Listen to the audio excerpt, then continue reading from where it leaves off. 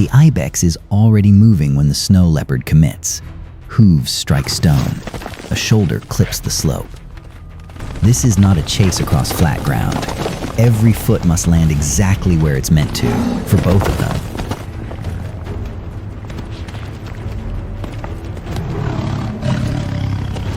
Up here, survival belongs not to the fastest, but to the one who makes the fewest costly mistakes.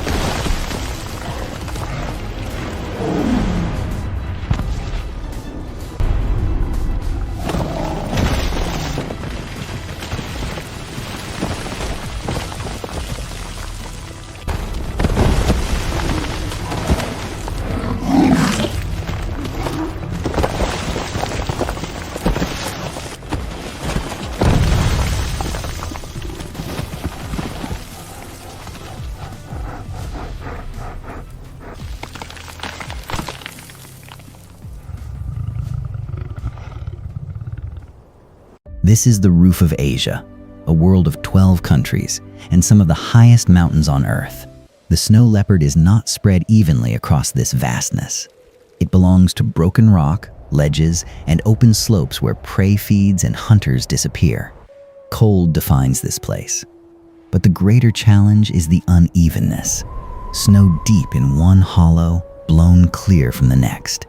A route that works at dawn can turn deadly exposed by afternoon. The prey knows this world too. Steep escape routes can widen the gap from a pursuing cat in seconds. So the cliffs cut both ways.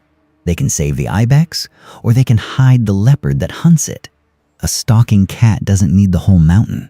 It needs a sequence of hidden positions, a fold, a boulder, a sunken drainage. Each one buys a few more seconds of silence before it's seen. The first attempt often ends before it begins. The ibex looks up, catches a flicker of movement, and is gone. But nothing is wasted. The cat has learned where the herd watches and how the wind gives an approach away. So the real contest was never simply strength against speed. It is control against uncertainty.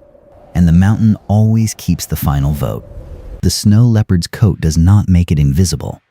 It makes stillness almost impossible to read. Gray, cream, shadow, and rosette.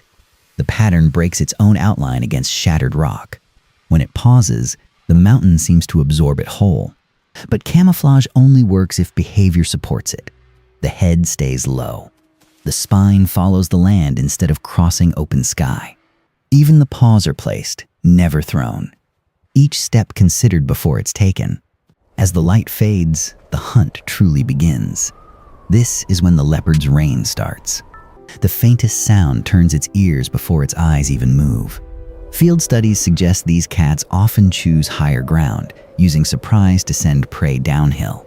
Fast, but far less controlled. A failed attempt reveals what patience really means. The cat rises too soon, the herd scatters, and it lets them go rather than extend a costly chase. That is not surrender. It is risk, carefully managed. Because up here, speed only helps if there's still time left to correct a mistake. The leopard is not trying to outrun the mountain across an entire valley. It is trying to begin the contest already close to its end. Every feature of this animal solves more than one problem at once. Wide paws spread its weight across snow, fur between the pads holding in warmth. Short, powerful forelimbs, longer hind legs built for the vertical world it calls home. And then, the tail. Nearly as long as its body, shifting with every turn to hold its balance on a ledge no wider than a hand. At rest, that same tail wraps around its face like a scarf against the cold. None of this cancels physics. Paws still skid. Stone still shifts. Balance only works while there's time left to recover. Its true advantage was never a single claw or muscle. It's coordination. The whole body, moving as one decision. Now, watch it hunt. It steps slow. Every muscle narrows to a single moment. Below, the herd still knows nothing. Its eyes lock on. Even its breath seems to hang, frozen in the cold air. Weight shifts back, and then it explodes. The prey breaks in panic, scrambling for the nearest escape line. The chase tears across terrain that would kill a careless animal in either direction. This is nature's most honest reckoning. Not cruelty, just consequence. It leaps, closing the last of the distance. Power and precision moving as one. And then the mountain falls silent again. Whatever happened here, it's finished. The leopard rests. This single meal may carry it through the coming days. But this story was never only about killing. In a hidden den, a different kind of survival is just beginning. A cub is born with the body of a snow leopard, but none of its judgment yet. For months, it depends completely on its mother. The den keeps it hidden while it's still small enough to lose.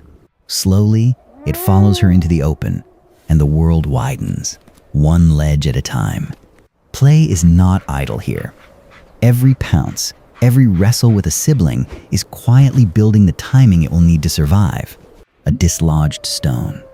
A sibling who notices too soon. These are the first lessons.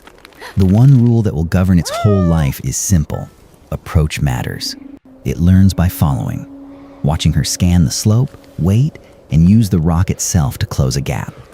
For up to 2 years, it stays close to her. That isn't just protection. It's an inheritance? A map of decisions passed down one hunt at a time. Eventually, it hunts alone. And the first attempts are rarely clean. Prey senses it too soon. The wind shifts. The leap begins just a few feet too far away. Each failure has a cost, but it also rewrites what comes next. The confident hunter on the cliff is not simply what evolution built. It is the result of practice in a place where careless practice can be fatal. The mountain builds this animal twice, first through its body, and then, slowly, through everything it survives. And somewhere on a distant ridge, a mother watches her cub take its first real step alone. This, too, is the hunt.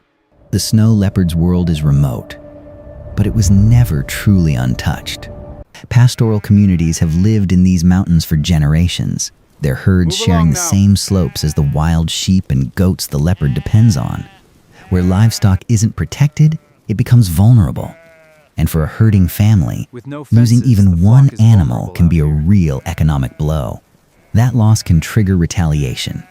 Conservation fails the moment it protects the cat, but treats the herder's loss as someone else's problem. Poaching adds another layer. Leopards killed for their skins, prey species hunted until there's simply less to go around. Roads, mines, and fences fragment habitat that once had no lines drawn through it at all. Climate change is reshaping these systems too. Water, snow, and grazing patterns shifting together in ways still not fully understood. None of these pressures act alone. Fewer prey animals can mean more livestock loss. More loss can mean less tolerance. The cliff has always been part of this animal's danger. It evolved alongside it.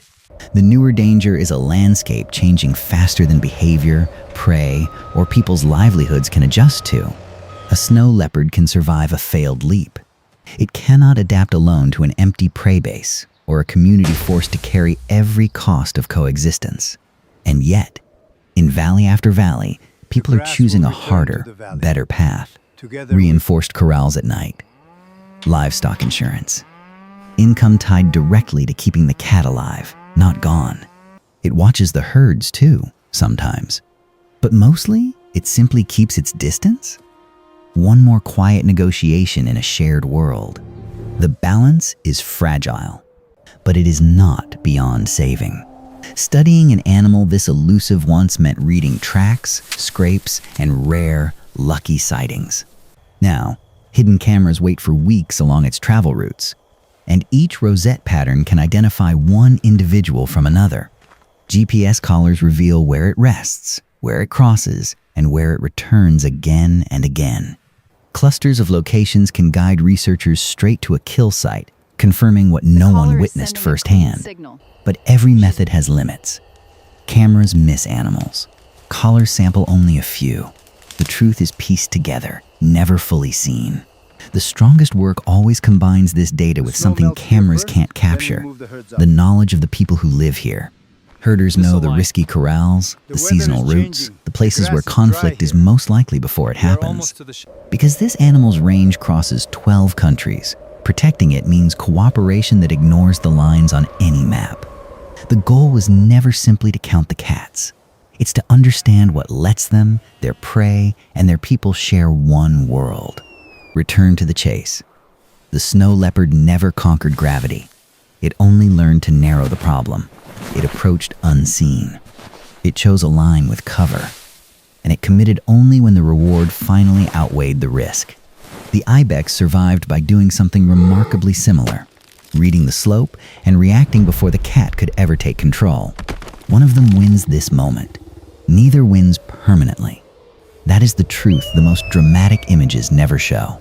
On the same ridge where this story began, it turns and looks back one last time. Then, slowly, it disappears into the rock, exactly as it appeared. Silent, nearly invisible. High above the valleys, the snow leopard endures.